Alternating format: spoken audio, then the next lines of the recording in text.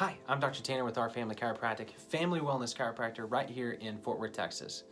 Today's topic is going to be shoulder pain.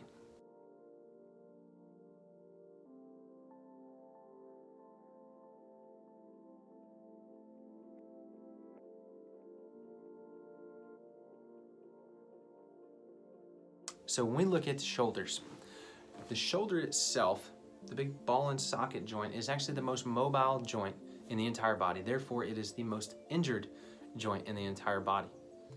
Now, you hear rotator cuff problems, you hear shoulder impingement issues, AC joint problems, and all of those types of things. When we look at that, yes, those are highly specific diagnoses. Those are highly specific conditions. But when we do truly look at the root cause of this, oftentimes it is actually a miscommunication between the brain down through the base of the neck to control the actual shoulder, which specifically comes from that C5 and C6 bone in your neck.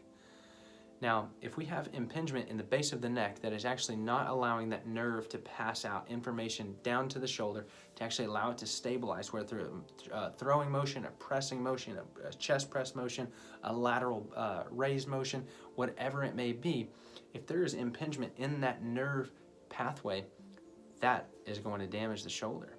It's not going to allow it to be stable and strong through all ranges of motion. But think about it as we move up into the upper portion of the back, where typically I'll have new patients say, hey, I've got shoulder pain, and they point to right back here, which is more of the upper rib cage and right in the middle between the shoulder blades. Well, what is the most common cause for that? And it's actually forward head or flexed, hyperflex forward head posture. That's not good, because what happens is when we pull that forward, you pull all of those muscles, you pull them all up, you pull them really tight, and when you do that, you actually exhaust the muscle, you actually dehydrate the muscle, you cause higher levels of electrical flow through there, so therefore they get more tired and more sore over time as well. Then you can have radiating symptoms, burning symptoms, inability to breathe, difficulty breathing types of symptoms, maybe even pain all the way up underneath the underarm or armpit up into the chest because the ribs aren't moving right. There's several different things that could be going on, most commonly from the base of the neck. And so if we have that, we need to make sure that we rule out any type of bone damage and disc damage and nerve pathway damage, and also the muscles themselves. So you could have a rotator cuff tear or something like that, but we'll go through a very detailed consultation history and exam.